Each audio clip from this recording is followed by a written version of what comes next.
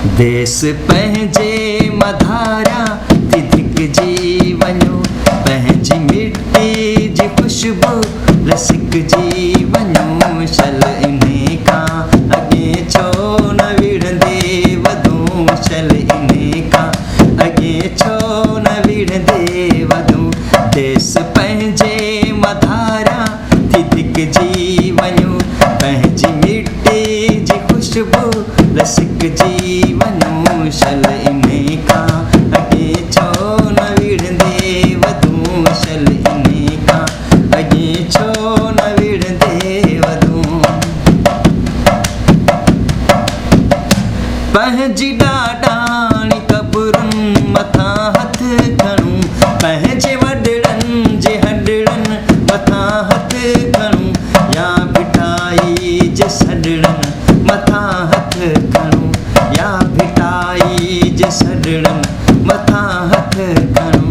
पंहिंजी तारीख़ जे मुंहं ते काहे मलियूं, शल इन्हे खां अॻे छो न विढ़ंदे वधूं, शल इन्हे खां अॻे छो न विढ़ंदे वधूं। देश पंहिंजे मधारिया थी धिकजी वञो,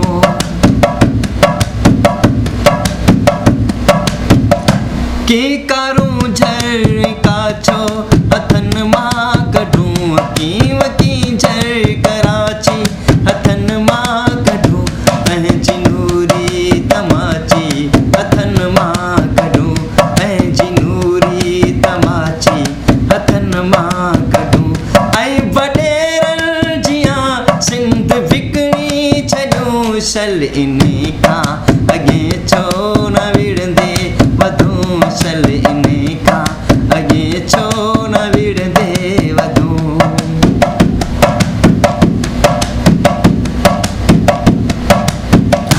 पंहिंजा ईंदड़ नस्ल दर बदर थी रुलनि, ज़िल्लतनि साण कैंपनि में पलबा रहनि। पंहिंजा ईंदड़ नस्ल दर बदर थी रुलनि, ज़िल्लतनि साण कैंपनि में पलबा रहनि।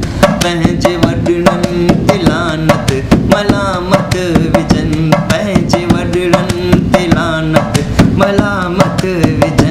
मारवी जे वतन जा मयारी थियूं, शल इन्हे खां अॻे छो न विढ़ंदे वधूं, शल इन्हे खां अॻे छो न विढ़ंदे वधूं। देश पंहिंजे मधारिया थी धिकजी वञूं, पंहिंजी मिट्टी जी खुशबू रसिकजी वञूं। शल इन्हे खां अॻे छो न विढ़ंदे वधूं, शल इन्हे खां अॻे छो न विढ़ंदे वधूं, शल इन्हे खां अॻे छो न विढ़ंदे वधूं, शल इन्हे खां अॻे छो